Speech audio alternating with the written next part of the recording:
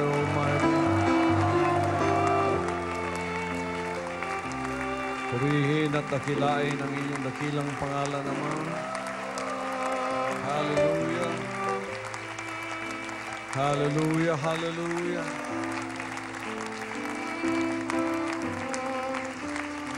Oh, dakila kayo, oh Panginoong Ama naming makapangyarihan.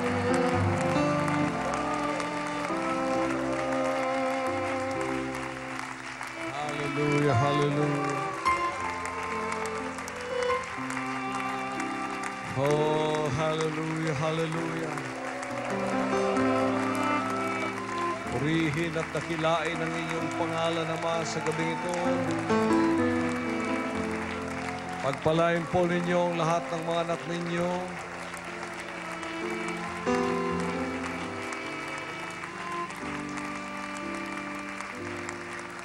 Sinasamba namin kayo, O Diyos na makapangyarihan, sa mga sandaling ito, sa aming pagpupuri, sa aming pagsamba sa inyo, nakasama ng lahat ng mga anak ninyo sa buong sanlibutan, lalong-lalo na po ang lahat ng mga KLCs na ngayon ay nakatuon sa kanilang mga telebisyon, sa kanilang mga internet, sa kanilang mga radios, sa lahat po ng mga nakikisama, nakikisabay sa inyong hinirang na anak sa mga sandaling ito. Hinihiling ko po, Ama, na ang inyong mga pagpapala ay bubuhos na walang humpay sa bawat isa sa kanila. Lalong-lalo na mga pagpapalang espiritual ng kaliwanagan. At ipakita po sa kanila ang inyong kabutihan at pag-ibig. Dakila kayo, Amang makapangyarihan. Sa aming pagsamba, wala kaming ibang pinupuri at sinasamba kundi kayo lamang.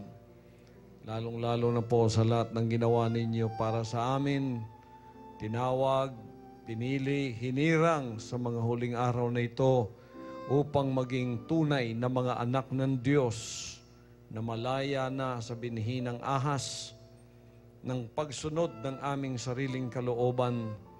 At ngayon, kami lamang ang mga anak ninyong pinagkalooban ng mga kapahayagang itong wala kaming ibang susundin sa mundong ito habang kami ay naririto, kundi ang inyong dakilang kalooban lamang. Pinupuri namin kayo, O Diyos, na naisuko namin ang aming mga sarili sa inyo, sa inyong kapangyarihan, sa inyong kalooban, sa inyong pamamahala.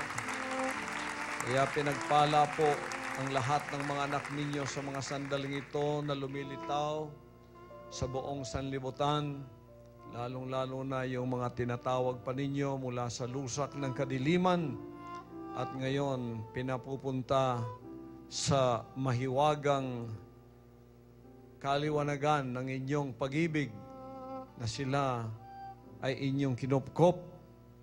Hindi lamang kinupkop, Ama, kundi binigyan ng karapatan. Mga anak na tagapagmana ng lahat ng mga bagay, ng inyong kaligtasan, ng inyong kaharian, ng bagong langit, ng bagong lupa, at ang lahat ng ito, O Diyos, ngayon ay amin pong tinatanggap maluwang at nakita namin ang mga kaliwanagang ito. Hallelujah. Nihiling ko po sa mga sandaling ito na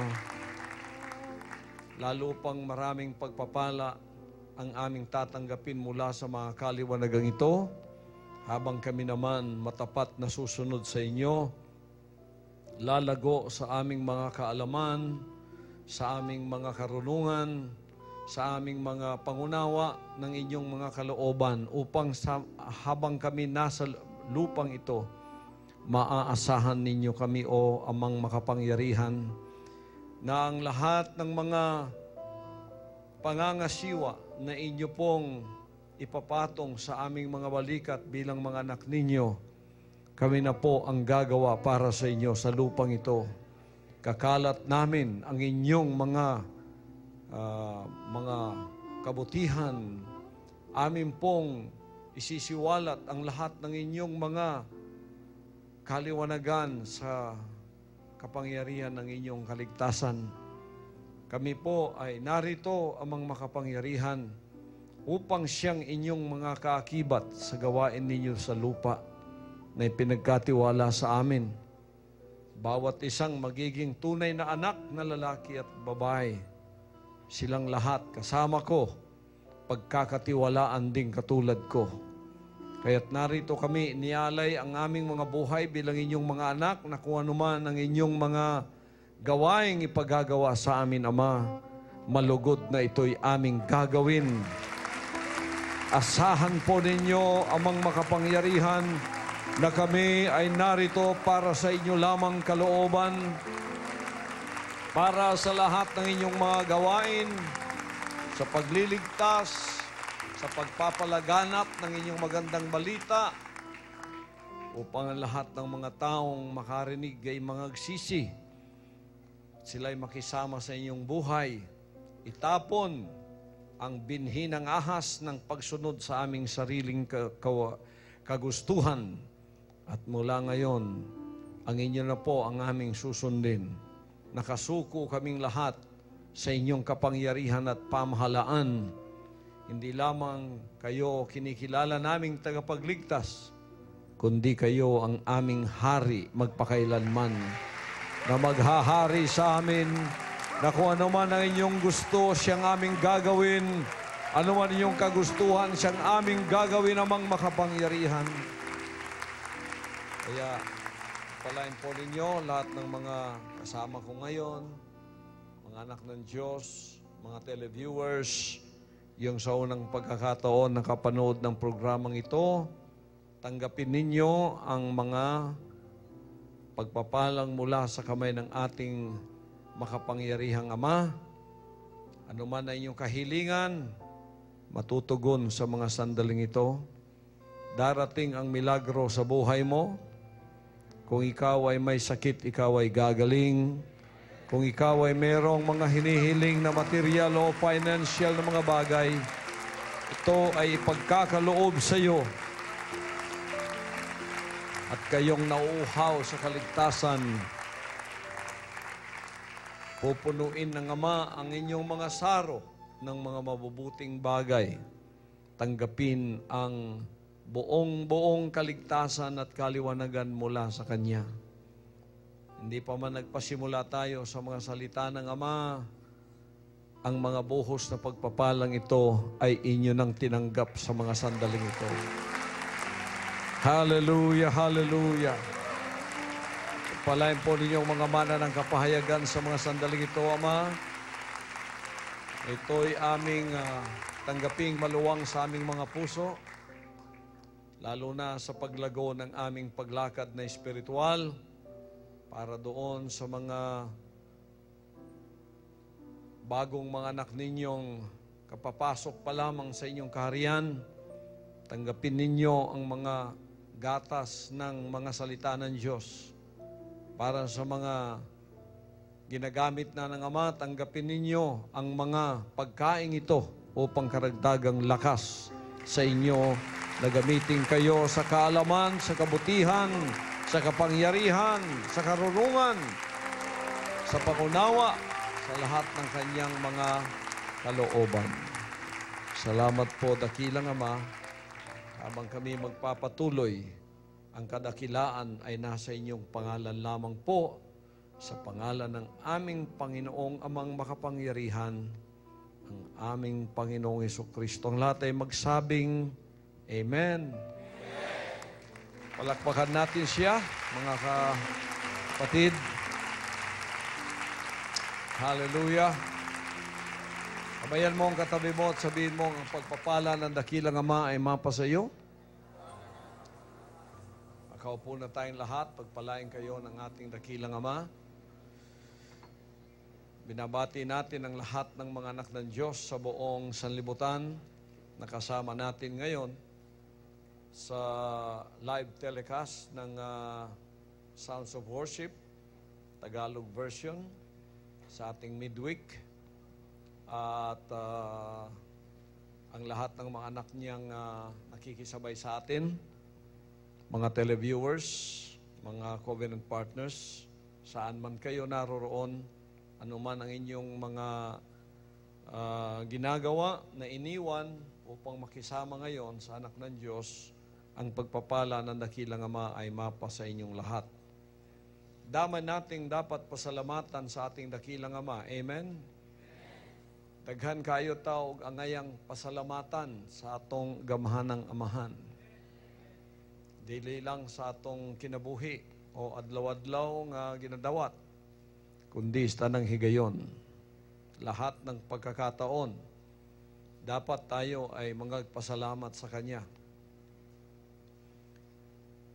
At hindi lamang yon, kundi sa mga karunungan, sa kaalaman, at sa pangunawa ng Kanyang mga kalooban. Inapasalamatan ba ninyo siya sa kaalam, kahibalo, o pagsabot nga gihatag sa tuwa samahan? Kung duwalay pagsabot o kaalam gihatag sa tuwa, di tamalamdagan, hangtod garo, naaptas kangit-ngit. Kangit-ngit ang buot pasabot, wala ta nakabalo. Pan karon nakabalo na sa tanan niyang kamatuoran, sa kahayag, o nang di matapos ang atong pagpasalamat. Hindi matatapos ang ating pasasalamat sapagkat tayo ngayon ay ibinigay sa kaliwanagan ng Kanyang kaligtasan at ito ay ating pinangangaral sa buong sanlibutan na kung saan ang liwanag ng anak tulad ng araw sa tanghaling tapat ay lumiliwanag sa buong sanlibutan ng kadiliman, ng panilinlang ng demonyo, ng panilinlang ni Satanas, ni Lucifer, ng Diablo, upang ang tao ay mapanatili sa kadiliman. Ngunit sa mga sandaling ito, maliwanag na sa atin ang lahat ng mga bagay. At tayo ngayon, dahil sa pag-ibig na yan, nagkakaisang umibig din naman sa Kanya. Lalo na ang ating kaalaman sa Kanyang pagiging hari sa ating buhay. Tinatanggap man ninyo ang ating dakilang Ama na maging hari ng ating mga buhay sa pamamagitan ng Kanyang anak. Palaging sa pamamagitan ng Kanyang anak. Kasi ang ating Amang makapangyarihan ay hindi ninyo nakikita, ngunit Siya ay nagkaroon ng katawan sa lupang ito na Kanyang matatahanan upang Siyang maging Kanyang kapahayagan sa lupang ito, na kung ano ang ginawa sa anak, ganun din ang ginagawa sa Ama. Sapagkat pag dumating na yung father and son relationship, ang ibig sabihin, dumating na ang panahon na makakasama natin siya sa pamamagitan ng katawang Kanyang ginagamit at Kanyang ipinakita. At ako'y nagpapasalamat na pinili ng Ama ang ating rasa upang dito kunin ang Kanyang hinirang na anak. Purihin Siya at ipagkaloob sa atin ang mga kaalamang ito. Hindi lamang ang pagiging anak o yung kapayagan ng anak ng Diyos, kundi ang kapayagang Siya rin naman ang ating hari. Alam ninyo kung ano ibig sabihin ng paghahari ng Ama sa atin pag tayo'y tumanggap na sa kapayagang ito? Ang ibig sabihin nung ating pagsisising ang lahat ay sinuko natin sa Kanya, hindi na ang ating kalooban ang matutupad, kundi ang sa Kanya. Ibig sabihin yan, mga kapatid, ay hindi na ang kalooban mo matutupad, kundi ang sa Kanya na nga. Ibig sabihin, yung freedom of choice mo, nandun pa rin yun. Pero yung freedom of choice mo, ipinako mo na sa isang choice. Pinako mo na sa isang pagpili. At ang pagpiling napili mo ay ang tuparin ang kalooban ng Ama, anuman yun. Sabot mo, mga igsoon? sa kanang paghari niya, ginadawat nato siya nga hari, nakasabot na ta sa paginulsol nato. Nga nagingon ta, dili na nga kung gusto may matuman, ang imo na, amahan, maoy matuman sa akong kinabuhi. Ang atong pagpili, kanang atong freedom of choice, naagyapon. Pero, gigamit nato ang atong choice o freedom of choice sa isa ra ka pagpili. Unsa man to? Ang kabubot unsamahan may atong napili nga buhaton, gilansang na nato dito ang atong pagpili. Wa na ilain atong gustong buhaton, ang iyalang gusto may atong buhaton. Kasabot mo mga igsoon? Brothers and sisters, as we understand the kingship of the Father through the Son, we really understand what repentance is about. Repentance is a total surrender of your serpent seed, your will. That is a total surrender of your human will. And you promise that His will be done. This is the subject always that you hear from me here. There's none other. Your freedom of choice is still intact when you know the kingship. When you know kingship, your freedom of choice is still there. It cannot be taken away. When you take that away, you become a robot. We are not robots. We have our own freedom of choice. But when you repent, you made only one choice. And that choice is to do the Father's will, no matter what. So, you nailed your choice to obey the will of the Father, no matter what. That is where your choice is. No other will do. Doon na nakapako ang ating pagpili na gawin ang kanyang kalooban ano paman. So pag sinabi ng Ama sa iyo sa kingship, ganitong gawin mo, huwag mo na sabihin, hindi naman ako binigyan ng Ama ng pagkakataong makapili. Pag sinabi ng Amang, punta ka doon, doon kita i-assign, huwag mo sabihin sa kanyang, hindi naman ako binigyan ng choice ng Ama, hindi naman tinanong kung anong gusto ko eh. Sa ngayon, pag nakaunawa na kayo sa paghahari ng Ama, nagpasakop na tayo, kita ninyo mga kapatid, hindi na ang gusto natin ang mahalaga. Ang gusto niya ang mahalaga. At doon tayo nangako na susunod. You know, when you understand the kingship of the Almighty Father, and you have made a choice, and the choice is to, your freedom of choice, is to follow His will no matter what, and then you understand the kingship of the Father over your life, that means it's not important what you think. It's not important what you feel. It's not important what you want. It's important what He wants, what He feels, and what He likes. So when the Father tells you, do this, you don't say, okay, I'll do it because you said I'll do it.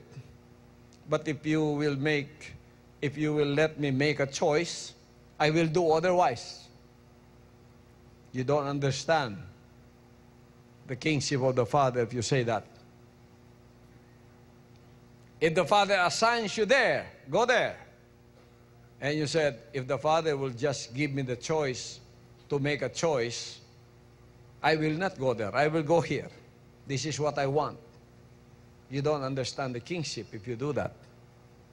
The kingship means it's not important what we feel, what we like, what we want. It is important what the Father wants, what the Father likes, and what the Father wishes us to do. That is what is important. You don't say, He didn't give me a choice to make. If you do that, go back to religion and denomination. You don't belong here because you don't understand what repentance is about. Repentance says, I will follow your will from now on. That means your will is dead. It's only His will that you are alive to follow. That's the only thing. Kaya tayong mga anak ng Diyos, nakapako doon. Kung na yung kalooban niya, yun ang gagawin natin. Hindi mahalaga yung, hindi ko feel yun. Hindi mahalaga yung, hindi ko man gusto yung assignment na yun. Hindi mahalaga yung, kung ako, pinapili pa ako, hindi yun ang pipiliin ko. Hindi mahalaga yun. Hindi na yun. Pag ganun pa ang pangungusap mo, buhay ka pa. Kailangan bumalik ka sa subject ng repentance. You know, if you reason out and say, if I was only given a choice, I will not make this choice.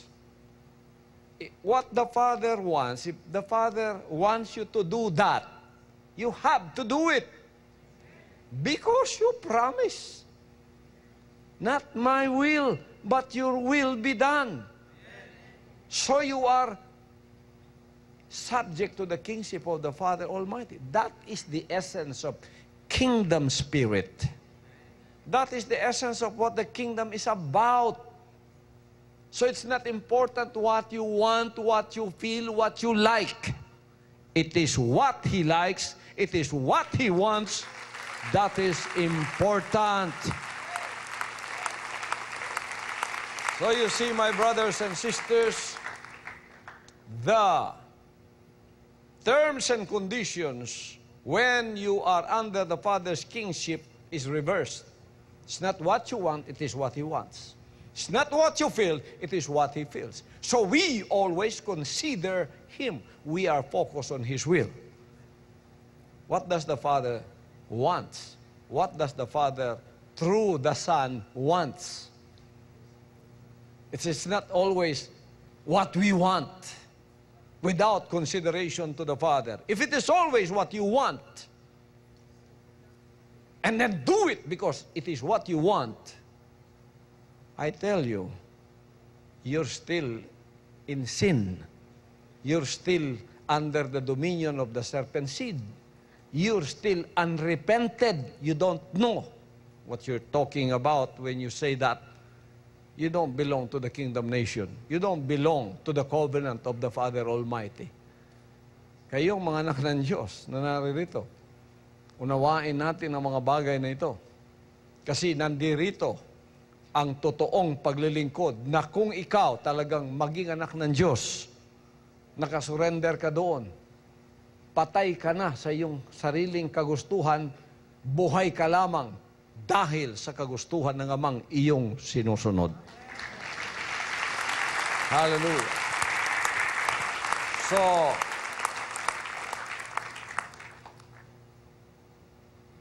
that's also the essence of the day of the Lord.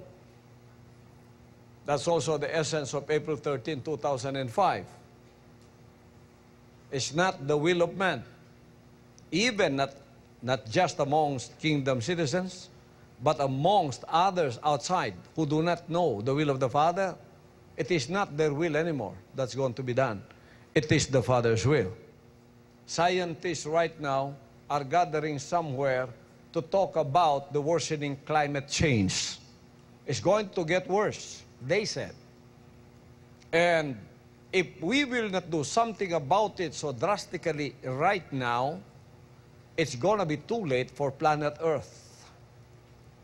That means we cannot survive something like the result of climate change.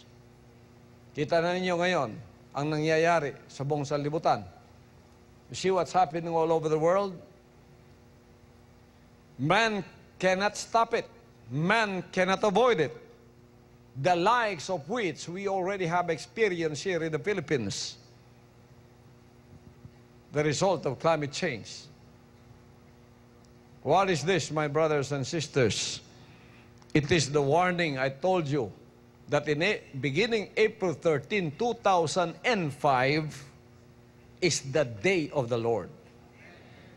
Like as it was in the days of Noah, so shall it also be in the coming of the days of the Son of Man. They cannot stop the flood.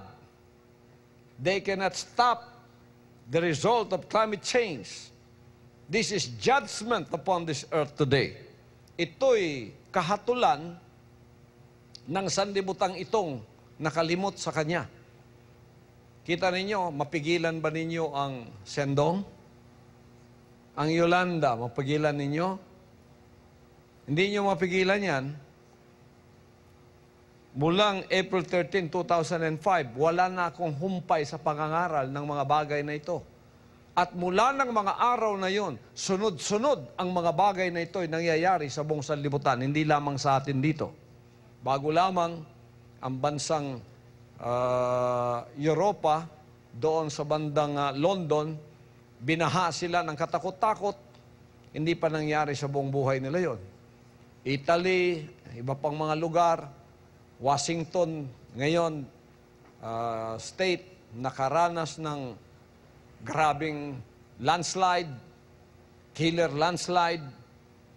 Hindi pa raw nangyari sa buong buhay ng estado ng Washington yan. Ngunit nangyayari. Hindi na mapigilan ng tao ang mga bagay na ito sapagkat hindi na ang kanyang gusto ang matutupad. Ang natutupad ngayon ay ang gusto ng Diyos. Ano ang pinapahiwatig ng Ama dito? Gusto ng Diyos ng tao ngayon na walang magawa sa mga bagay na ito, baka abutan ka ng mga bagay na ito. Gusto ng Diyos na Ama na kayo'y lumapit sa Kanya at magsisi. Hindi kasagutan ng relihiyon dyan, mga kapatid. Hindi kasagutan ng denominasyon dyan.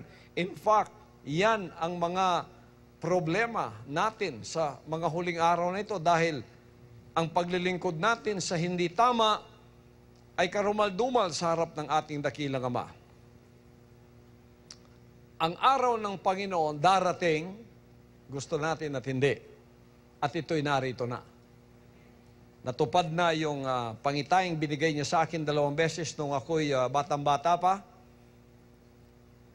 About the second coming, na naroon ako, nakita ko ang lahat ng mga tao, nagtatakbuhan, nasusunog ang buong sanlibutan, lulundag ang tao sa dagat, hindi siya makaka-escape, sapagkat nandun din, sumusunod sa kanya ang kalamidad. Ngayon, nakita natin sa huling araw na ito, sinabi ko na sa inyo, mulang April 13, 2005, may mga spot ng buong sanlibutan. There are spots of judgments that will befall this earth. Wherever. You don't know when. Hindi natin alam kung kailan. Hindi natin alam kung anong paraan. Hindi natin alam ang mga bagay na ito na kahit tumakbo pa tayo o magtago, hindi tayo makakapagtago, mga kapatid.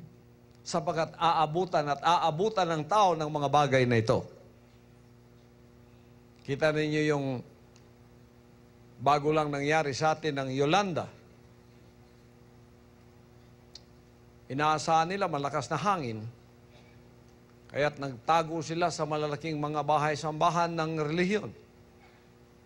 Yung palang hangin na yon, hindi sila umasang may tidal wave o malalaking alon sapagkat wala namang lindol. Wala namang lindol kaya walang tsunami. Hangin lang naman to. So, pader na bato ang ating pananggalang dito. Kaya't nagtago sila sa mga bahay-sambahang malalaki. Hindi nila alam yung palang hangin na yon ay magre-resulta rin sa tidal wave na mga alon na tatabon din sa mga komunidad na malapit sa dagat. Yun ang nangyari nung mga araw na yon ng Yolanda sa Tacloban. Pati malaking barko nilipat doon sa pinakaibabaw. Yun namang nagtago sa loob ng simbahan, pinasok ng tubig kasi yung hangin nagdala ng malaking alon ng tubig at itinabon sa kanila. Yung nasa loob ng tubig, parang sa loob ng mga bahay sambahan, mabuti pang wala sila sa loob. Ano ang epekto ng tubig na rumagasa sa loob at pagkatapos umikot palabas? Parang washing machine, mga kapatid. Kaya parang na washing machine yung mga taong nagtago doon. Oh. Yung naman dito sa atin, yung sa Combal naman, sa Pablo, umakyat naman sila sa mataas na lugar, nagtago sa gym, hindi nila alam yung mataas na lugar pa lang yun, sa kabilang dako ay bundok na naging lugaw na dahil sa tubig at nabiyak yung kalahati ng bundok, tinabunan ang buong barangay. Kalakip na yon lahat ng nasa gym na nagtago doon. Hindi tayo makapagtago sa huling araw na ito. Araw na ito ng Panginoon. Ano ang araw ng Panginoon? Mulang April 13, nasasakop ang buong sanlibutan sa ilalim ng paghukom ng Ama dahil ang araw ng Panginoon ay nagpasimula na. Sa panahon ni panahon ni Noah, 120 years ibinigay sa kanila araw ng tao. After 120 years, tapos ang araw ng tao, dumating na ang araw ng Panginoon. Umulan, mapigilan mo ba yung ulan? Sasabihin ko sa inyo, itong mga ulan na dumarating sa susunod na mga kapanahunan, hindi na ninyo mapipigilan yan. Bubuhos at bubuhos yan, mga kapatid. Wala nang makapagpapigil nito. Biglang-bigla, sisipsipin ng mainit na panahon, ang evaporation biglang sisipsipin pataas. Nang dahil sa bigat nito, habang ito'y umiikot, mga kapatid, habang ang buong sanlibutan umiikot dahil sa orbit nito, kung saan babagsak yun, hindi natin alam kung saan. Ibabagsak bigla. Noon, tagisang buwan na ulan, dapat ibagsak sa isang buwan. So, araw-araw muulan, konti-konti. Ngayon, ang isang buwang ulan na dapat ibagsak ng isang buwan, 2 oras na lang ibabagsak sa atin. Katagalan yan, ang 2 buwang kota ng ulan na dapat ibagsak ng 2 buwan, 1 oras na lang ibabagsak sa ulo natin yon. Yung Ondoy, yung Sendong, itong Tacloban, wala sa kalingkingan yan sa dumarating na panahon. Kahit ang mga scientists ngayon, kahit ang UN, nababahala na sila sa worsening climate change. E di ba sinabi ko na sa inyo, mga kapatid, mulang Abril 13, 2005, is the day of the Lord. Maganda tayo. Ano ang araw ng paghanda? Lumapit na matapat, magsisi at sabihin, Ama, hindi na po ang gusto ko, ang susundin ko. Ako'y nagsisisit, pasasakop ako sa iyo.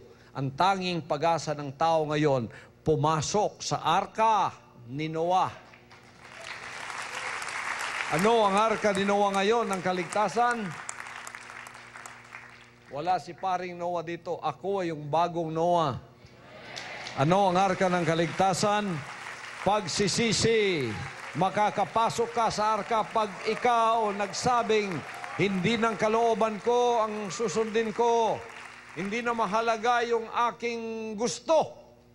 Pahahalagahan ko kung ano ang gusto mo, Ama. Ano ang araw ng Panginoon? Ang araw ng Panginoon ay tumutukoy sa panahon kung saan tuwirang namamagitan ng Ama sa mga gawain ng tao o direct intervention in human affairs sa pamamagitan ng kanyang kahatulan. Ito ay salungat sa mga araw ng tao, days of man, kung kailan ipinahintulot ng Ama na sundin ng tao ang kanyang makasalanang gawain Araw ng Panginoon ay ang katapusan ng mga araw ng tao. Ito ang panahon ng paghahari ng Ama sa pamamagitan ng Kanyang anak.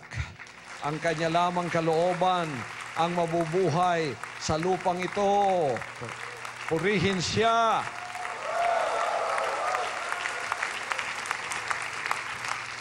Amen.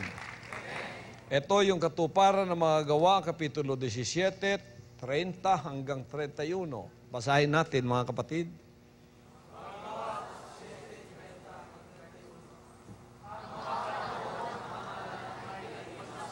Ang panahon ng kahangalan ay pinalipas na nga ng Ama. Ang panahon ng kahangalan ay ibig sabihin ng panahon ng tao yun. Panahon ng tao yun. Days of man yun. Kahangalan ng tao, kahit anong gusto niyang gawin, okay lang. Pinalalampas ng Diyos yun para ang tao makapagsisi, para ang tao makabalik pa sa Kanya. Pero ngayon,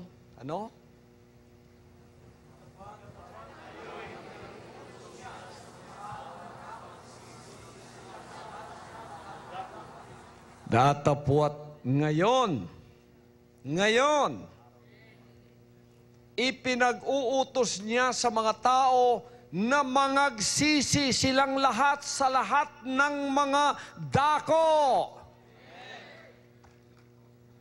Maliwanag ba, mga kapatid? Kaya nagpadala siya ng hinirang na anak na ganun nga ang kanyang mensahe. Mangagsisi kayo. Mangagsisi kayo sa lahat ng mga dako. Hallelujah! Bakit, mga kapatid? Pagpatuloy natin.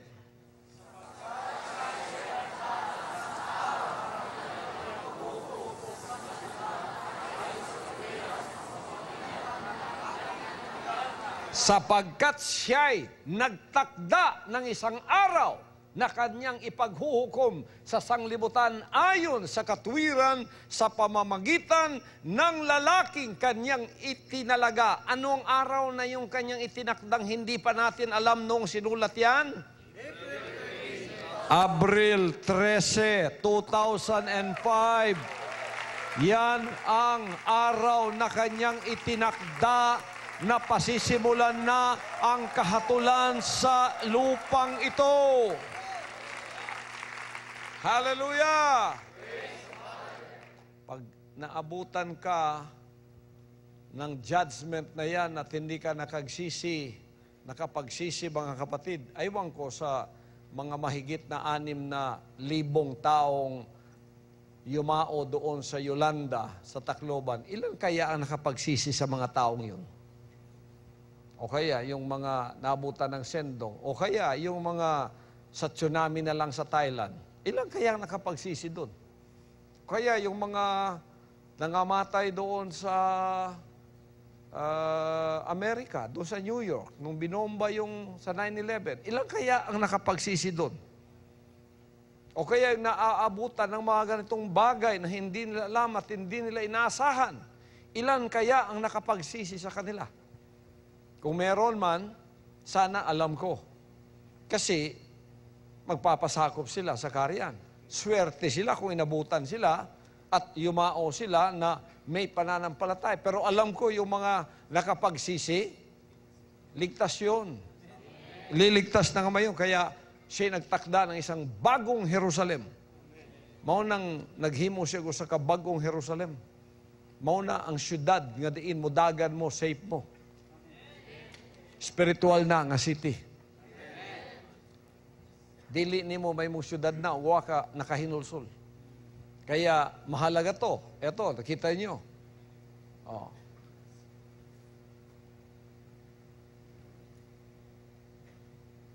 Pinagutos niya ngayon sa lahat ng mga tao, mangagsisi ang lahat sa lahat ng mga dako. Eh sino ba yung nangangaral ng pagsisisi ngayon? Ang iba, healing ng healing. Healing, healing, healing. Yung iba naman, milagro, milagro, milagro. Hali kayo, sumunod kayo, milagro. Nandito ang Panginoon, milagro. Nandito ang Panginoon, healing. Wala siya riyan. Gusto ninyong malaman kung nasaan siya? Kung saan ninyo makikita ang anak na nangangaral ng pagsisisi. Nandoon ang Ama. Hallelujah! Ang araw ng pagparito ng anak ng tao, gaya ng sa kapanahunan ni Noe at na Lot, ay ang araw ng Panginoon ay mangyayari sa panahong hindi inaasahan ng marami. Sa panahon ni Lot, bigla lahat. Ngayon, spots of judgment. Di mo alam kung saan babagsak. O baka may ipo-ipong darating. Hindi naman tayo sanay sa mga tornado sa Pilipinas, di ba? Ngayon, maghanda na kayo. Sapagkat ang hindi nyo nasanay ang mga tornado, baka darating dito. Yung tornado, sanay tayo makakita niyan sa TV, sa Amerika, yung mga flat na lugar sa Kansas, sa Tennessee, kung saan pang mga lugar dyan. O, sunod-sunod. Sanay sila sa mga tornado doon. Tayo, hindi tayo sanay sa tornado. Sanay tayo doon sa mga ipu-ipong maliliit.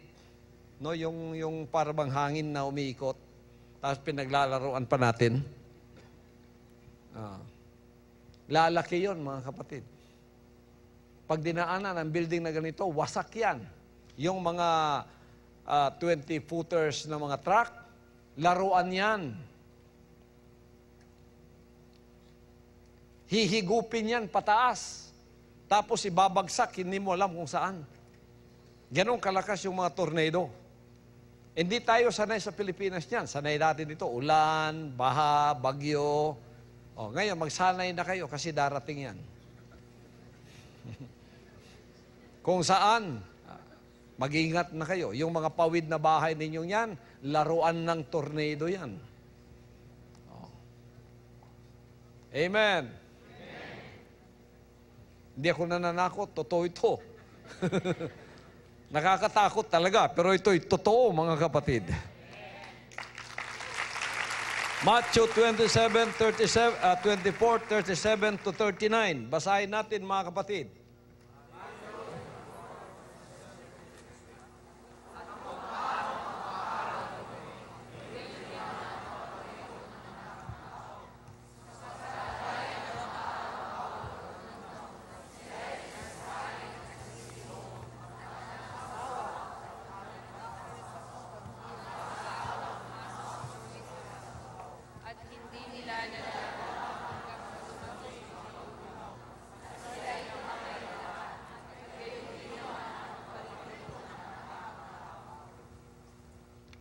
Di ba ganyan ang ugali ng tao ngayon? Gaya ng mga araw bago nagkagunaw, bago nagkabaha. Gaya ng araw bago nagkagunaw. Kung paano sa mga araw ni Noe, gayon din naman ang pagparito ng anak ng tao. Sino yung anak ng tao? Ayaw nilang tawagin akong anak ng Diyos. Di anak ng tao. Ako talaga yung tao. Amen. Sapagat gaya ng mga araw bago nagkagunaw, sila'y nagsisikain at nagsisiinom at nag-aasawa at pinapapag-aasawa hanggang sa araw na pumasok si Noe sa daong. Casual na mga buhay yan, no? Talagang ginagawa hanggang ngayon. Ganon din ang buhay ng tao ngayon. Hindi nila nalalaman hanggang sa dumating ang paggunaw at sila'y tinangay na lahat. Gayon din naman ang pagparito ng anak ng tao. Di ba ganon ang nangyayari gayon? Tinangay, hindi nila alam. Yun ang totoong talagang tinangay. Hindi nila alam. Di ba maraming tinatangay ngayon, hindi nila alam? Biglang-bigla, tatangayin ka, hindi mo alam. Tapos patay ka na pala. Panahon ni Noah, ganon. Di ba ganon ang ugali ng tao ngayon? Casual. Kumakain, nagiinom, marrying and given in marriage. Natural lang naman, talaga yung ganyan ng buhay, di ba? So, kala na ganon ng ganon. Wala nang iba pa. Plano ng plano para sa pansarili. Hindi nila alam na meron na palang mga kahatulan na napag-desire ng amahan, ang ama.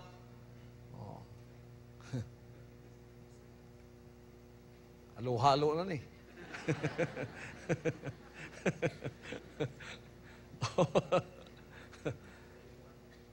Pagkahuman niabot ang dilubyo, wa sila kabalo. Mo nay pait kay wa jud ka kabalo. Nya dagko kayo ka og ambisyon sa kinabuhi. So sa atong buhaton ron, mga lagad.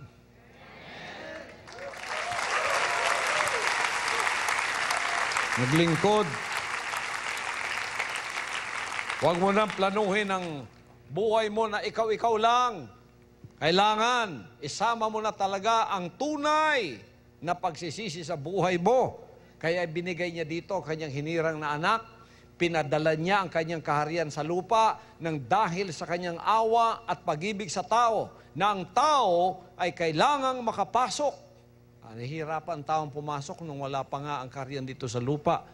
Kung ano-ano ang pinapromise ng relihiyon sa kanila. Sige, sumama kayo sa amin. May langit kayo. Dadalhin namin kayo sa langit. Oh. Maraming nalinlang sa mga ganyan. Kaya naawa ang Ama. Ipadadala ko ang tunay kong kapahayagan ng tunay na langit. Ipadadala ko sa kanila ang tunay na kapahayagan ng aking mensahe, ang pagsisisi. At ipadadala ko sa kanila ang isang tunay na pinadala, hindi alipin, kundi anak. Ngayon, narito na nga, nahayag na ang langit sa lupa, ang kanyang kalooban, ang sinusunod dito. Ang gusto ng Diyos ang sinusunod dito. His will be done here on this earth. That's why His kingdom has come. Amen. Diba, that was the prayer of our Almighty Father? Thy kingdom come, Thy will be done on earth as it is in heaven. When do you know the kingdom has come? When His will is being done on this earth by one man, by two men, by millions already that have received that message. So, His kingdom has come. Narito na yung kanyang kaharian sa lupa ngayon. Sinusunod na ang kanyang dakilang kalooban. Natupad na ang kanyang dalangin. Kaya't naawa siya sa atin. Kung hindi ka pa makapasok sa kaharian ngayon, na naririto na siya, nagpadala ng tunay na mensaheng pagsisisi. Nagpadala siya ng tunay na hinirang na anak, hindi alipin. Nagpadala siya at nagpahayag ng kanyang karyang mahirap abutin. Nandito na sa lupa. Pag di ka pa nakapasok ngayon, kasalanan mo na yan. Wala ka ng ibang sisisihin sa buhay mo, kundi ikaw na mag-isa na lang ang sisisihin. Basahin natin, mga kapatid, Lucas, Kapitulo 17, 28 hanggang 30. Ganito ang sinasabi. Pakibasa, mga kapatid. Lucas 17, 28 hanggang 30.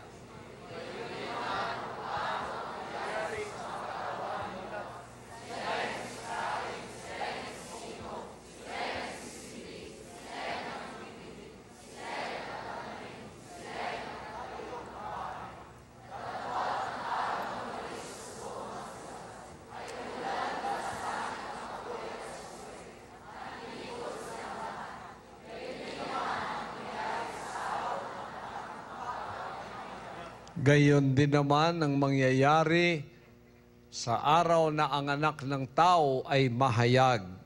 Kung paano ang nangyari sa karawan ni Lot, anong ginagawa nila?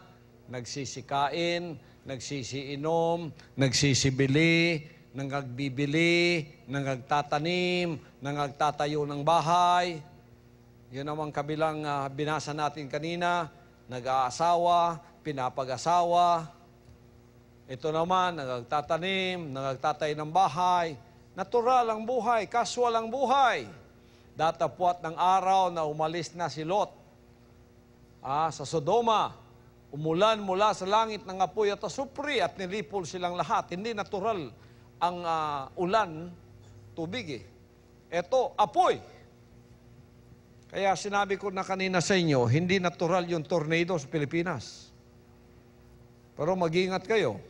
Lalo na kayong hindi pa nakapagsisi. Baka bisitahin kayo ng tornado. Sasabihin ninyong, ano ba itong nakita namin? Siguro sa aking nakita, mga kapatid, na nangyari doon sa Pablo, malaking tornado yun eh. Malaking ipoy-ipoy yun. Kaya putol ang lahat ng puno sa kalahati. At saka parang nahawi, parang binomba. Yan ang kinatatakutan ng mga scientists ngayon na lalala pa kung walang gagawin ang mga bansang itong siyang dahilan nito. It will become worse. These are worse results of climate change. And it will still become worse. Mas malala pa dyan. Nakakatakot, di ba? Araw na ito ng Panginoon, mga kapatid. Na hindi ng kalooban mo ang susundin mo. Kaya ngayon, ang pinaka-safe na lugar na puntahan mo ay ang maglingkod sa Kanya sa tunay na paglilingkod. Magsisi ng iyong buhay. Meron dalawang aspeto ang pagdalaw ng Panginoon. Pagdiriwang para sa mga matuwid at paghuhukom para sa masama. Yan ang dalawang aspeto ng pagdalaw ng Panginoon. Narito na siya sa pamamagitan ng kanyang anak. Yung naghihintay sa second coming. Matagal na siyang dumating. Hanggang ngayon, naghihintay pa rin kayo sa bridegroom. Ang bridegroom nandito na. Natagpuan na niya ang kanyang bride. Nagkaanak na nga sila. Naghihintay pa kayo hanggang ngayon. Meron na siyang katawan dito sa lupang ito. At ngayon ay nangungusap na siya sa kanyang templo sa lahat ng kanyang mga anak niyang dadalhin niya sa rapture. Kaya tayong nakakaunawa sa kalooban ng Ama, hindi na mahalaga kung ano ang gusto natin, di ba? Nakasurrender na tayo sa kagustuhan ng Ama. Pag sinabi ng Ama sa atin kung ano yung gusto niya, wala ka nang iisipin pa, sundin mo na lang. Ayaw na panguna-una. Pag-isulti samahan, ang yang gusto sa tuwa, ayaw na pagingon. Amahan, di man ko gustuhan na, pero may mong gusto, di ako nilang sundon, pero dagaan ko ni mong pagpili. Dali man ka, musulti paginana. Muyong pa nga, ako na ko'y papilion, kanang gihatag samahan sa kuwa nga gusto niya, di man ako na gusto ba? Kung ako ray papilion, musulti ka paginana, lami agyud ni mo. Balik ka dito sa number 1 nga lesson sa paginulsol. Dapat, pagkagisulti ang kasamahan, sa iyong gusto mo yung ka nga, Amahan, dalaygon ka sa way katapusan, mauni ang akong pagabuhaton.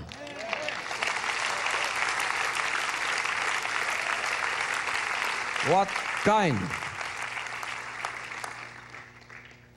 kind of a kingdom citizen are you when the Father tells you something, and then you say, if I were given a choice, I would not like that. What kind of a kingdom citizen are you? Go back to the lesson of repentance. You don't know what repentance is about. When you enter into the covenant, which is repentance, you promise Him, not my will. Everybody says, not my will. Not my will. You understand, not my will? Everybody, understand, not my will? Amen. But your will be done in my life. There are others here who don't understand that, and they became kingdom citizens without understanding that. If you don't understand that, you're a dumb person.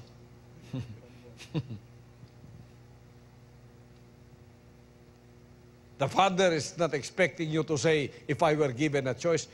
Our choice was already made. In repentance, your choice have already been made. What was the choice? Your will be done, not my will. Your will be done. That is your choice.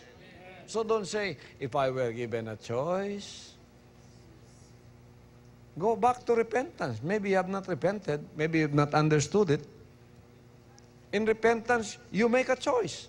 Whether you will obey the Father's will or not. If not, get out. Get out. Don't enter into the covenant. The covenant is an agreement.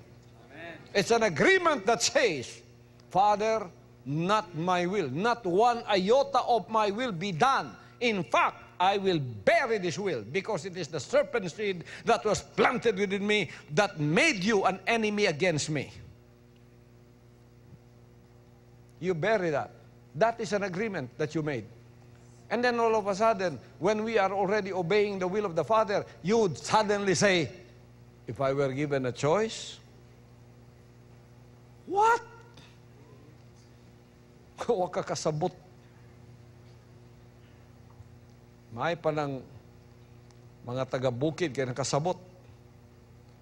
Kining ubanday, huwag ikasabot.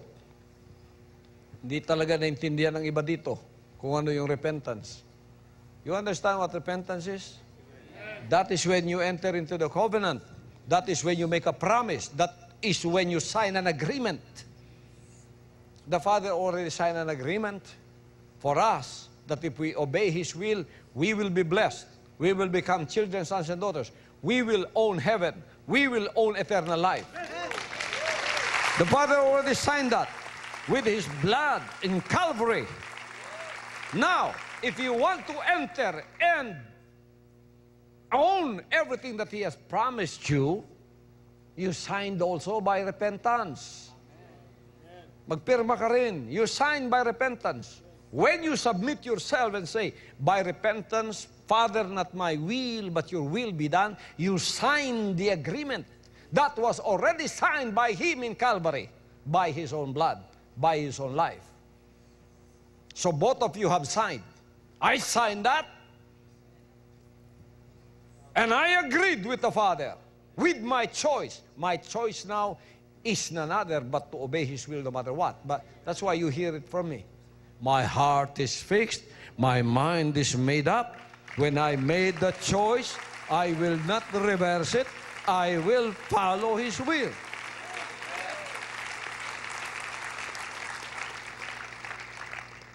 Praise the Father.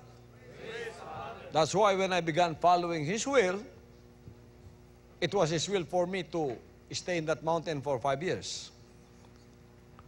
Kalooban niya ako'y matili sa bundok na yun ng 5 taon. Hindi basta-basta yun, mga kapatid. Subukan man ninyo.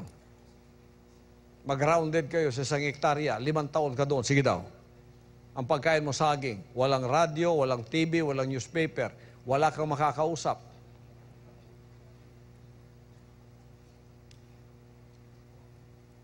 Maghihintay ka lang sa Kanya. But because it was His will, I signed the agreement in Kitbog.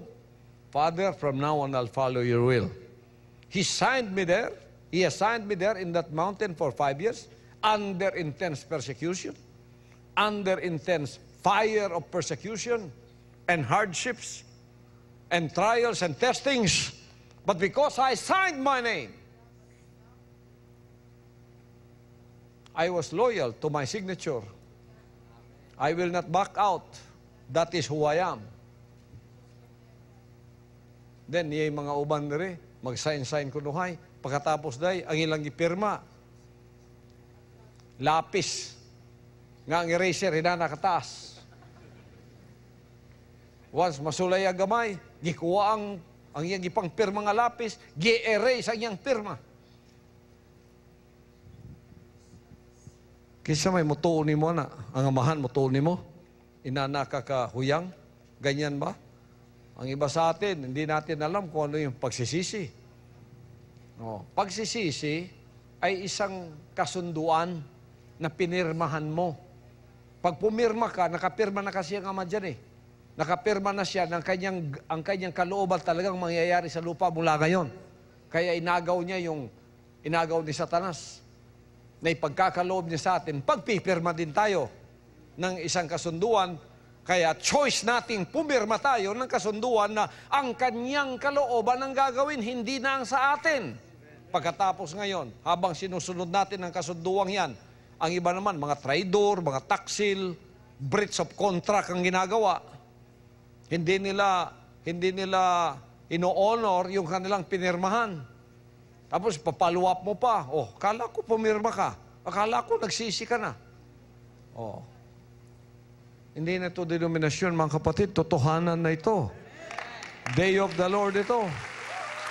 Totoong mga anak ng Diyos ang naririto. Kaya tayong mga anak ng Diyos, masaya tayo sapagkat ito'y araw ng mga matuwid. This is the reign of the Father through the Son in righteousness. Look at my message. My message throughout all the world is the message of repentance, that when you come, you will know of the Father's righteousness. Kita na ninyo mga kapatid, walang ibang ganyan ngayon. Ang lahat, pagka umentra sa ministry, ayun na, healing, miracle, healing, wonderful works, pabilib doon, pabilib dito. Ako'y dumating dito, gagawin ko ang kalooban ng Ama ayon sa aming kasunduan. Ang anak ay matapat. Hindi niya iiwanan ng Ama. Ito'y katulan para sa masama. This is also the harvest of the rapture of the righteous. Kaya ito'y rapture sa mga matutuwid. Alam ba ninyo, pagka kayo katulad ko, na-rapture na kayo? Let us read Revelation 14:14 to 16. Apokalipsis 14:14 hanggang 16. Pakibasa mga kapatid.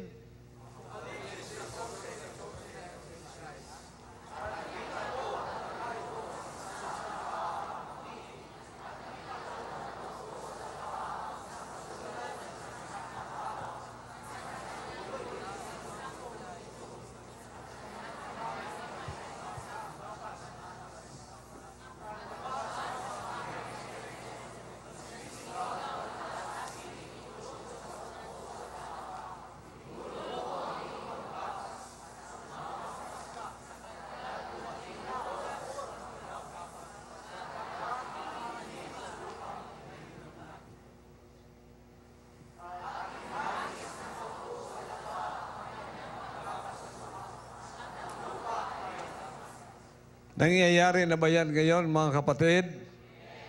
Yung nakaupo sa alapaap na tulad ng isang anak ng tao, yan ay ang ating amang nagkatawang tao, nahayag sa laman. Ngayon,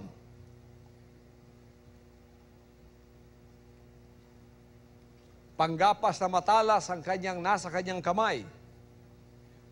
Napapansin ninyo yung mensahe ko? Matalas ba? Amen. Matalas ba, mga kapatid? Amen. At lumabas ang ibang anghel sa templo na sumisigaw na malakas na tinig doon sa nakaupo sa lapap. Ihulog mo ang iyong panggapas at gumapas ka sapagkat dumating ang oras ng panggapas, sapagkat ang aanihin sa lupa ay hinog na. Time of the harvest ngayon, mga kapatid. Ihulog mo. Gapasin mo na. Amen. Hinog na. Verse 16. At inihagis ng nakaupo sa alapaap ang kanyang panggapas sa lupa at ang lupa ay nagapasan. Ina-harvest na lahat ngayon. Amen. Lahat ng mga anak ng Diyos ina-harvest. Lahat naman ng mga anak naman ng kabila ina-harvest din. Hinihiwalay, hina-harvest. Inaani, tayo naman inaani rin. Kaya tingnan niyo sa taong ito, marami tayong schedule for mass harvest. Mass baptism. Praise the Father.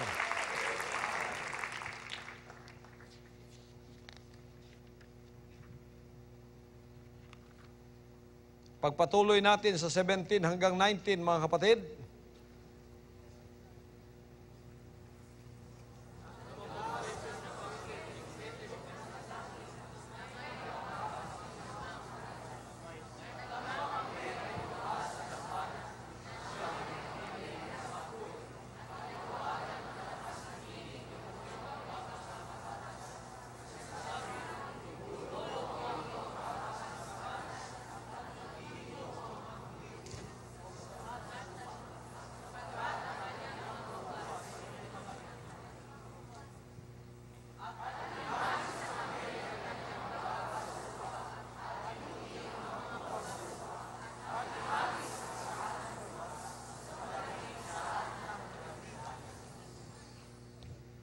So itong paggapas na ito, itong harvest na itong sinasabi rito, dalawang aspeto. Harvest ng mga masasama at harvest din naman ng mga matutuwid. Yung mga matutuwid, hinaharvest para dalhin sa kaharian ng Diyos. Yun namang mga masasama, hinaharvest para ilagay sa pisaan ng mga ubas sa kagalitan ng Diyos. Ito na nga yung kahatulan. Doon, pag nasama kayo doon, para kayong ubas na pinuti sa lupa, hinarvest sa lupa, tapos inilagay kayo sa pisaan at ang mga paa ng mga tao ang siyang tatapak-tapak sa iyo doon, mga kapatid, at ito'y ang tinatawag na kagalitan ng Diyos. Judgment of the Father Almighty to the wicked. Kaya yung mga nakikita nating nahaharvest na hindi nagsisisi, kasama na yun. Kasama na yun. Kasama na yun sa harvest. Kaya pag nasama ka doon at hindi ka nakapagsisi, ang katapusan mo, hindi kaligtasan. Ang katapusan mo ay kapahamakan. So saan kayo ngayong gusto? Sa harvest ng mga wicked, which is tribulation of the wicked, o sa harvest ng mga mabubuti? Tayo ngayon ay nandirito sapagkat tayo ay mga totoong mga anak ng Diyos na Kanyang inani sa lupang ito, nakapagsisi, pumasok sa kasunduan na ang Kanyang kalooban ang susundin natin, kinilala natin Siya bilang hari ng ating buhay. Kanina, binasa natin sa Acts chapter 17 ang itinakdang araw ng paghuhukom. Ang pasimula nito ay Abril 13, 2005. Talaga nga ang araw na ito bilang araw ng paghatol ng kasamaan. Ang bawat isa ay hahatulan laban sa pamantayan ng katuwiran, standard of righteousness, na walang iba kundi ang anak. Wala nang ibang pakikinggan ng mga yon, ang anak lang. Pakikinggan ba niya yung ibang binago yung kanyang standard, pinalitan ang kanyang standard, binaluktot ang kanyang standard, tinakpan ang kanyang standard? Pakikinggan ba niya yon? Kaya siya'y nagpalitaw ng isang anak. Bakit anak? Sapagkat ang anak ay matapat sa ama, hindi magtataksil. Pag sinabi ng amang Holy One nga lang, ipangangaral ko. Walang Holy Three, sabi ng Ama. Pamantayan ng anak ngayon. Kung anong sinasabi ko, yan ang totoo. Yun ang paniniwalaan. Meron ba kayong makikitang Holy Three? Holy Trinity, meron ba? Parang iba yung Bible na binabasa nila. Titingnan mo, pare-pareho tayo ng Bible. Kung ito ang pamantayan ng ating kaligtasan, ayon sa sinabi ng Ama sa John 12:48, kung itatakwil mo ako at hindi mo tatanggapin ang aking mga sinalita, merong isang hahatol sa iyo sa huling araw. Ang mga salitang sinalita ko, ang siyang hahatol sa iyo sa huling araw. Paano ngayon, mga kapatid, kung hahatulan ka? Sa ngayon pa, ang kahatulan naririto na. Ako yung tagahatol ng mga aral at turong ito. Hanggang ngayon, wala pa akong tinanggap na text na merong isang versikulo nagsasabing Holy Three o Holy Trinity. Meron ba? Wala. Ay bakit ka tatayo doon sa wala? Tapos nandiyan ang Holy One, alang-alang naman ang gagamitin ay yung istorya ni Athanasius at ni Constantine the Great. Pagkatapos yun ang gagawing pamantayan. At sasabihin ng Ama, matuwid kayong taga-Holy Trinity. Kasi ito, sinabi ni Athanasius, sinabi ni Constantino the Great, ganito yung gagawin ninyo sa 325 AD, sa Nicene Council. Kung yan ang ikakatuwiran doon sa araw ng kahatulan, sinong tatayo? Si Pablo na apostol. At sasabihin, kahit anghel ka pa, kahit sino ka pa, pag nangaral ka ng ibang magandang balita, maliban sa pinangaral ko sa iyo, itakwil. Tingnan ninyo ang mga bersikulo ng Holy One. Marami ba, mga kapatid? Lahat ng yan, Holy One. Oh, anong sinabi niya sa lahat ng mga versikulong ito? Dami niyan. Pero walang Holy Trinity o walang Holy Three. Masakit yun. Pero yan ang totoo. Pagka kayo humahawak niyan, darating ang panahon na kayo'y haharap sa katuwiran ng Diyos at wala kayong tatayuan. Kasama kayo noong nakikinig, hindi naman sinusunod, nakikinig ka. Ang di sabihin, tinatanganan mong Bible, pinapangaral mong Bible, pinakikinggan mong Bible, binabible study mo ang Bible. Di ba sa Sunday, lahat ng mga mangangaral nakahawak nito? May mga bersikulo dun sila. Okay yun, nangangaral. Ang nakikinig, may karagdagan pa yun. Kasama na doon ang nakikinig, ang nangangaral, ang nagba-Bible study ng mga sinalita ko, hindi naman pagdating sa Holy One, tinakpan. Holy Trinity ang itinataas. Hindi mo naman sinunod katulad ka ng isang taong mangmang nagtayo ng iyong bahay sa ibabaw ng buhangin. Dumating ngayon ang dilubyo. Ang buhawi, ang tornado, ang hangin, ang bagyo, ang ondoy, ang sendong, ang Pablo, ang Yolanda. Bumagsak ang bahay mo. Bumagsak pananampalataya mo. Wala ka namang maipakita.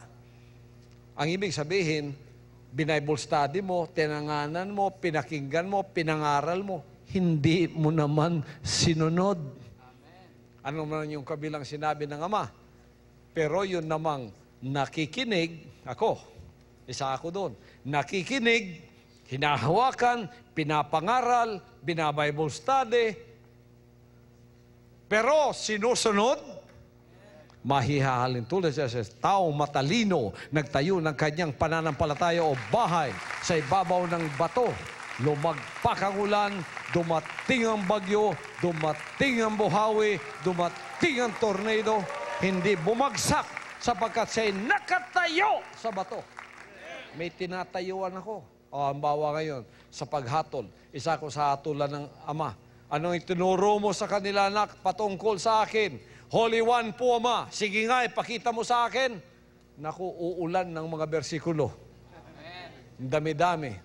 O, ang inihingi ng Ama, tatlong bersikulo lang, tatayo na yung itinuro mo. O, ngayon, kahit isa, wala kayong maipakita. Paano ko ngayon dedepensahan yan? Kala ninyo, sinisiraan ko kayo? Hindi, mga kapatid. Hindi ko sinisiraan ng tao. Hindi ko sinisiraan ang kaluluwa nyo. Hindi. Mahal ko kayo. Kaya ko sinasabi ang mga bagay na ito dahil sa pagmamahal ko sa inyo. Hallelujah! Ang binubulkar ko dito, yung kasamaan ni Satanas na luminlang sa bawat isa sa inyo. Ang gaganda pa ninyong mga aral. Magaganda pa yung damit ninyo kaysa sa akin. Pagkatapos, Holy Three, pinapangaral nyo. Hindi ko naman sinasabing mga mangmang kayo. May mga PhD naman kayo. May mga DDD naman kayo. O may mga MBA pa kayo. Marami pa kayong titulo after sa pangalan nyo. Bakit di nyo napagtanto mga bagay na ito? Bakit ang mangmang na tulad ko, nakakaalam pa ng mga bagay na ito? Para matupad ang sinabi niyang sa pagpili sa inyo ay hindi marami ang mga marangal, hindi marami ang matalino, kundi pinili ng Diyos ang mga hangal, ang mga mangmang, ang mga nilalait sa sanlibutan ito upang ipahiya ang mga marurunong. Ngayon, mga kapatid, sasabihin ko sa inyo, sa araw ng katulan, lahat ng ating mga tinanggap na turo o ating ipinangaral na itinuro, yan ay hahatulan tayo base sa iyong sinabi. Bakit? Isang word lang, hahatulan ka na eh. Every idle word. Nandiyan ba yun? Akala ninyo, hindi mahalaga yung mga salita natin? Lalo na kung aral at turo na. Akala nyo, hindi mahalaga yung Holy Trinity, hindi mahalaga yung Holy One. Kung babalansihin kung saan ang katotohanan dyan, akuan lang naman yan. O, pareho lang din naman yan kasi isa lang din naman natin pinaglilingkuran. Ang Diyos din lang naman ang pinaglilingkuran natin. Nako, mag-ingat kayo sapagkat ito sinabi ng Ama. English muna. Yes, Pastor, Matthew 12:36 says, "But I say unto you that every idle word that men shall speak, they shall give account thereof in the day of judgment." Every idle word that men shall speak, they shall give account thereof in the day of judgment. Today is the day of judgment. Amen. Oh. Holy Trinity, idle word yan. That's an idle word. It's not there. If you want to embrace something, it should stand. Holy One is it. Amen. Ito namang may mga lumitaw naman. Naniniwala naman daw sila. Pero hindi Holy One ang dala nila. Oneness. Wala rin kayo mababasang oneness. Meron bang oneness dyan? Oneness wala yun. Religion din yun eh. Denominasyon din ang oneness. Ang totoo dyan, ang Holy One. Kaya bumalik tayo sa Holy One. Kasi sasabihin mo, Ama, tanggapin mo naman ako sa iyong kaharian sapagkat ako'y oneness. Naniniwala rin ako, isa lang ang Diyos. Bakit naniniwala ka sa Holy One? Pinalter mo ng oneness. Di, naging relihiyon ka rin? Sapagkat naging relihiyon at denominasyon ka rin, anong ginawa mo? Gumawa ka ng mga constitution and bylaws, tapos ipinalit mo sa mga salita ng Diyos, mas mahalaga pa yung constitution and bylaws mo kaysa sa mga salita ng Diyos. Napakarunong ng mga taong itong mag-quote ng kanilang constitution and bylaws according to Article 7, Section 5, ano yun? Paragraph 4, this is what our bylaw says. Tapos maghahatulan na sila ng dahil sa bylaws nila. Tapos tatanggapin ko kayo sa kaharian. Tatanggapin ko kayo sa kaharian, dala-dala yung mga bylaws nyo. Paano na ngayon yan? Ihahalo ninyo ang batas ng tao sa batas ng Diyos? Mga kapatid, ang maghahari dito sa kaharian at ang papasok sa kaharian ay ang nanghahawak sa mga batas ng Diyos. Mga salita niya, mga kalooban niya.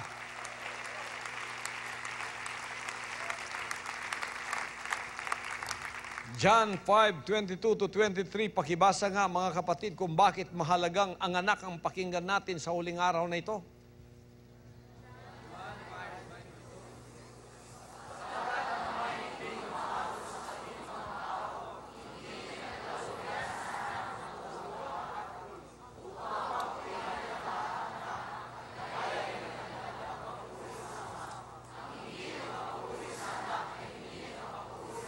Sapagat ang Ama'y hindi humahatol sa kanino mang tao, kundi pinagkaloob niya sa anak ang buong paghatol. Sinong humahatol? Relihiyon? Denominasyon, mga kapatid? Constitution and bylaws na ginawa ng mga relihiyon at denominasyon? Kanino'y pinagkaloob ng Ama ang lahat ng paghatol? Pinagkaloob niya ang buong paghatol sa anak! Hallelujah! Yan ang pamantayan ng paghatol upang papurihan ng lahat ng anak. Ang nagaya rin ng pagpapapuri sa Ama. Pag pinuri mo ang anak, ang Ama palang pinupuri mo. Amen. Ang hindi nagpapapuri sa anak ay hindi nagpapapuri sa Ama na sa Kanya ay nagsugo. Amen. Kaya, pag sinabi mong, ayaw ko kikibuloy, didiretso na lang ako sa Ama. Pagdating mo sa pintuan ng Ama, pagbukas, bakit nandito ka? Diretso na ako sa iyo, Ama. Merong nagpapakaanak ng Diyos doon, ayaw ko sa Kanya. Anong sasabihin ng Ama sa iyo? Sige, basahin mo yun, John 5:22-23. O ito. Anong sinabi ko dito? Eto. Yan, pababasa ng Ama sa iyo yan. O, anong sinabi ko dito? Kung di ka pumasa sa anak ko, huwag kang pumunta dito. Sa anak ko ang nandoon, hindi ka pumasa. Sa akin pa.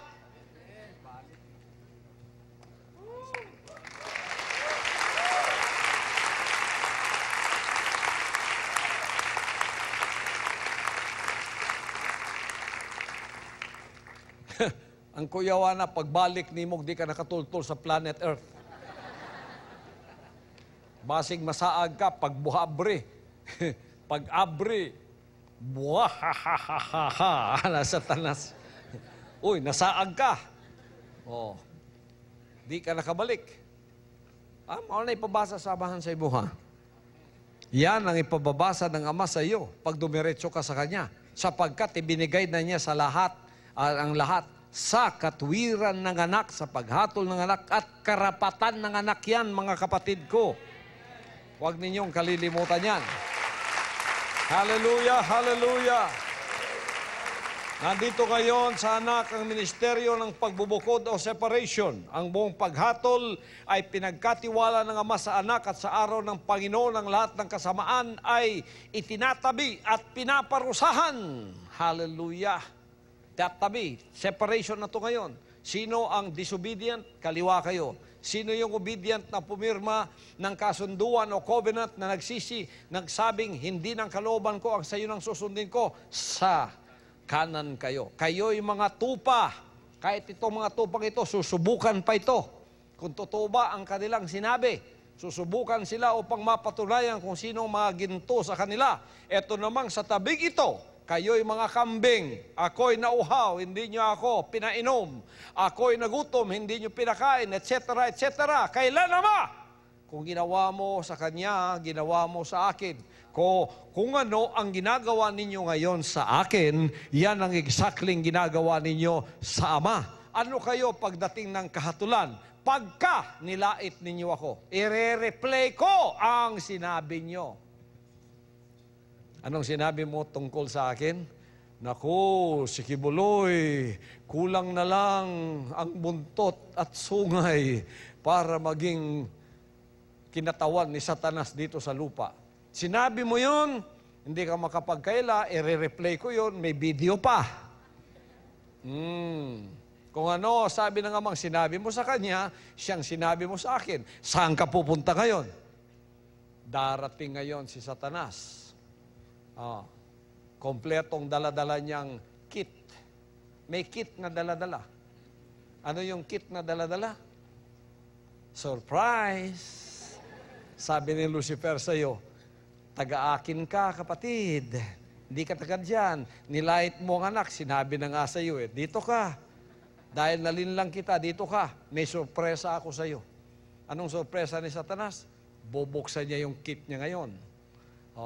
Sungay para sa iyo. Uy, buntot para sa iyo. Sama na tayo.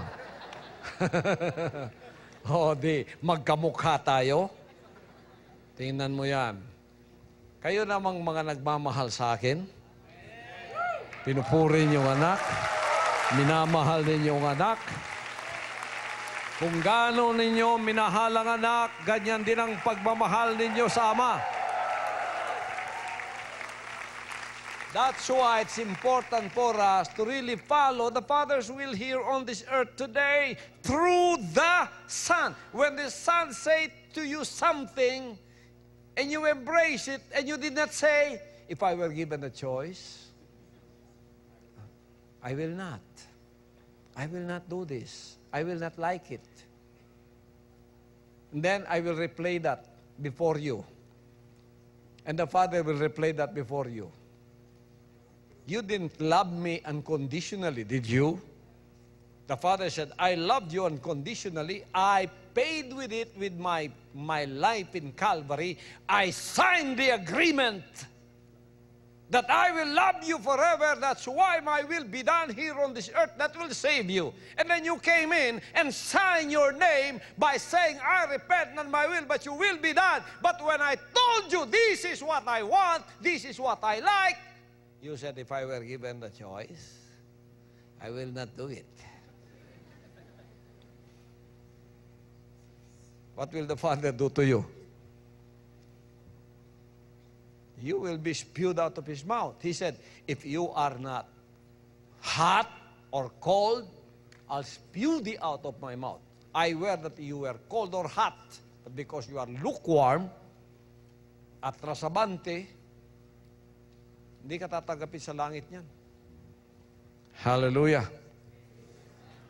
Tingnan ninyo ang talinghaga ng trigo at ng pansirang damo. Mateo 13:37 hanggang 43, mga kapatid. Basahin natin itong sinasabi.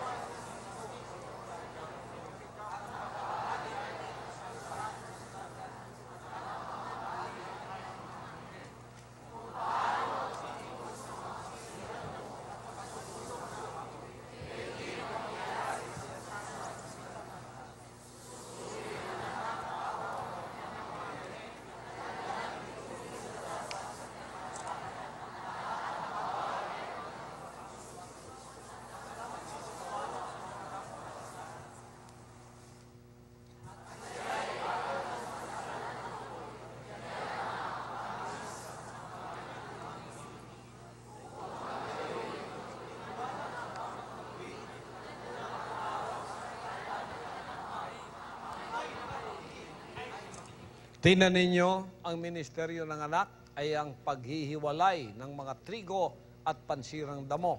Na tila ba magkamukha, pero hindi. Dito, applied din yan sa kaharian. Puro nagsisi, puro nagpabaptize, pero may pansirang damo dyan. Yung hindi totally dedicated and committed, makikita kayo sa pamamagitan ng apoy. O makikita kayo. Those people who are in the kingdom, this also applies to you. The parable of the tares and the wheat. They look alike. They were both baptized, they both said they repented, but when the application of the fire came to them, and the will of the Father be done on them, because this is the essence of kingdom ministry and spirit, not my will, but your will be done. When this is being applied to you in your everyday life, you said, if I were given a choice, where are you? Who are you? The Father said, you are a tare. You look like a wheat, but you are a tare actually. And the Father will separate you because you are not true in your dedication, in your commitment, that your will not be done here, but the Father's will. So don't even mention your will here. Huwag mo mang banggitin yung, kung ako lang ang may kagustuhan, hindi ako pupunta doon eh. Ayaw ko yung assignment na ganun. Kung ano ko lang may gusto, hindi ko gagawin to. Hindi na yung gusto natin dito ang mahalaga. It's not our will here. It's not what we like. It's not what we want that is important. It's what the Father wants. It's what the Father likes. It's the Father's will. It's what He wants that is important. First of all, my brothers and sisters, what is my message today to call on all humanity, including kingdom citizens that are here and that are joining me in this Thanksgiving worship presentation? What is my call to all of you? Walang ibang paraan upang maligtas ngayong araw ng Panginoon, kundi ang manumbalik loob sa Ama sa pamamagitan ng pagsisisi. Anong sinabi niya sa Lucas Kapitulo 13, versikulo 3? Pakibasa nga mga kapatid.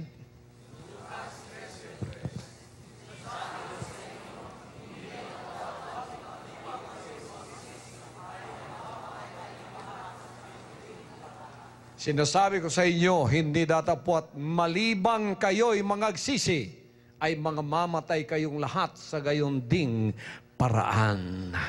Isa lang ang pintuan ng kaligtasan ngayon sa arka ni Noah. Ang pintuan ng kaligtasan ay ang magsisi. Ano ang pagsisisi? Anong pagsisihan natin? Yung ipinunlang binhi sa atin na Satanas na siyang ating kagustuhan. Anong sasabihin natin sa Kanya? Hindi na ang gusto ko mula ngayon, Ama, ang matutupad. Ang gusto mo na ang tutuparin ko. What is repentance? Repentance is saying to the Father, from now on, not my want, not my like, not my will be done, Father. It's your will be done. I will sign this agreement by my choice. There's only one choice I will make. And when I make this choice, my heart is fixed, my mind is made up. Whatever it is that you want, Father, I will follow. Whatever it is that you like, Father, I will follow.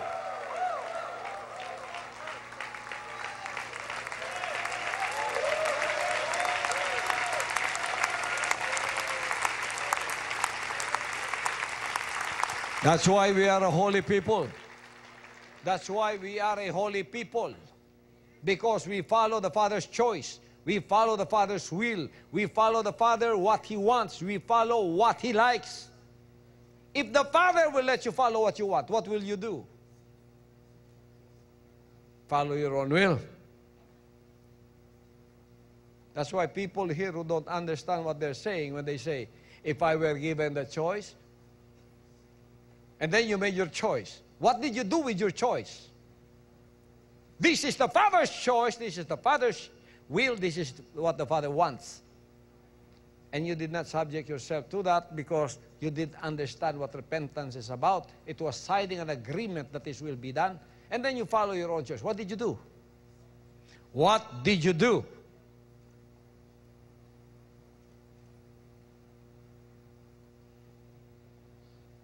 Did it make you holy?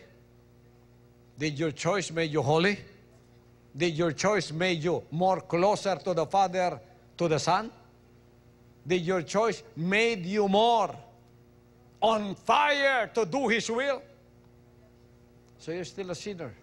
Go back to number one. Learn what repentance is about. Ang repentance, ang sinasabi, hindi ng kalooban ko dito ang matutupad. So huwag mo natin banggitin yung kalooban natin, yung gusto natin. It is what the Father wants that counts here. It is what He likes. If you learn about the kingship, He's being a king over us, is when you really become a noble son and daughter of the Father Almighty. Because as we respect the Father in that manner of respect, the Father's blessings will be poured out to His kingdom nation. He will make royal blood out of all of you. Just He did to me. Hallelujah, hallelujah. This is the day of the Lord. Not man's will be done, but the Father's will be done. Woo! Hallelujah, hallelujah. Hallelujah!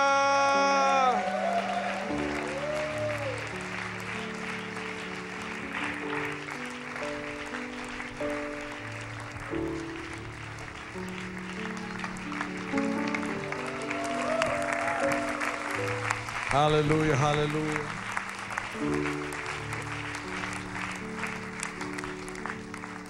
The refiner of silver, the maker of gold, is working on my life.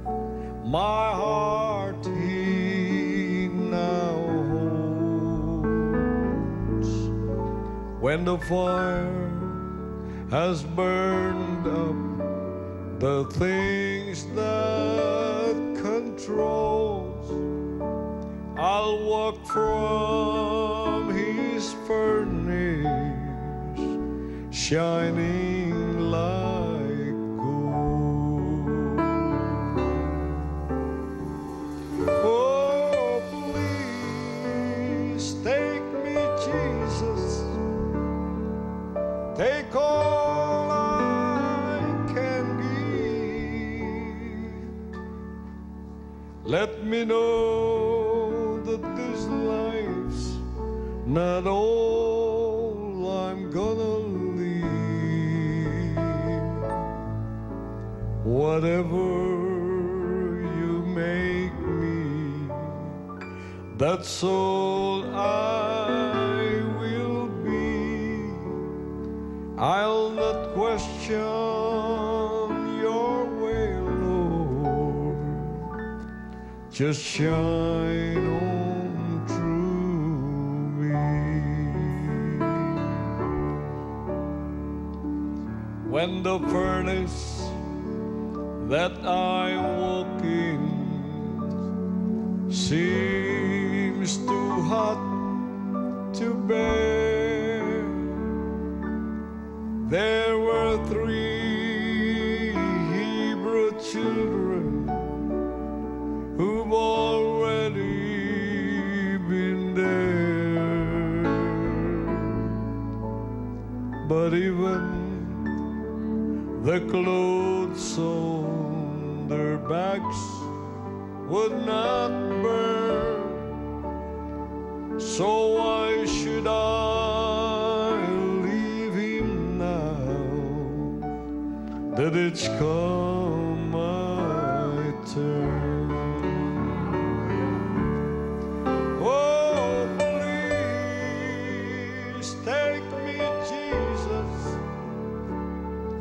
take all I can give, and let me know that this life's not all I'm gonna leave.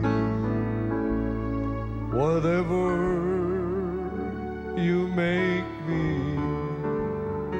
that's all I will be.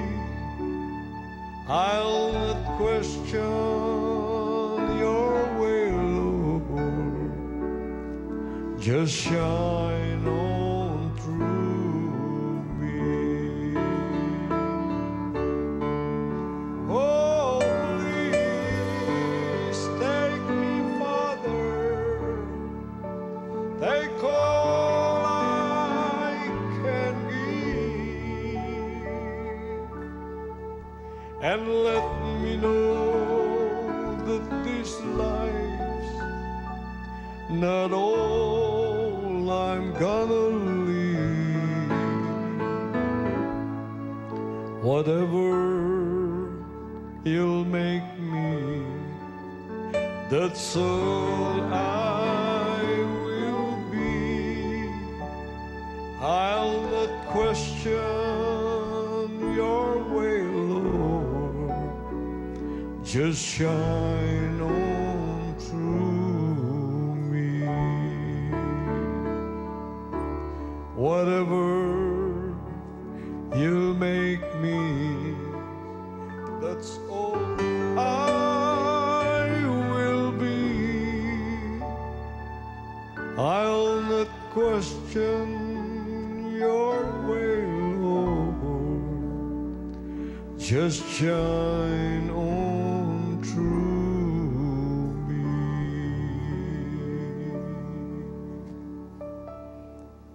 Shine on through me.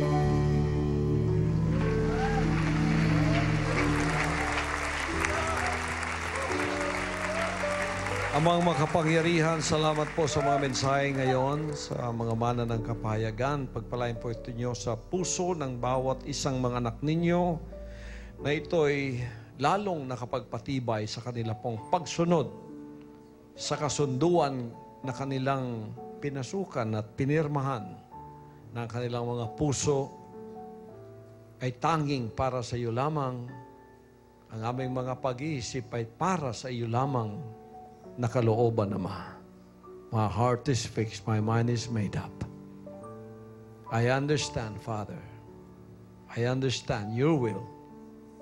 I understand the message. Naintindihan ko po lahat ng mga sinabi niyo. Kasama ng mga anak ninyo ngayon, narito, na lalong titibay, lalong tatatag ang kanilang paninindigan sa kanila pong sinumpaan, nakasunduan, na kung paano inyong pinirmahan ito ng inyong dugo, ganon din ito'y pipirmahan ng kanilang buhay. Salamat po, Ama, sa lahat ng mga mensaheng ito. Pagpalain niyo lahat ng mga anak ninyo sa buong sanlibutan. Mga anak ng Diyos, kung kayo pinagpala sa mensahe ngayong araw na ito, sulatan ninyo ako, email, o kaya text. Ang mga numbers ay naka-flash sa inyong mga screen. Pagpalain kayo ng ating dakilang Ama na kung paanong siya ay pumirma ng kasunduang ito sa pamamagitan ng kanyang buhay, tayo rin, nang tayo pumasok sa kasunduang ito sa pamamagitan ng pagsisisi, ialay natin ang ating buhay. Minahal niya tayo ng walang kondisyon, mahalin din naman natin siya na walang kondisyon. Pagpalain kayo lahat ng ating dakilang Ama, sa pangalan ng ating dakilang Ama, ng ating Panginoong Jesucristo. Amen!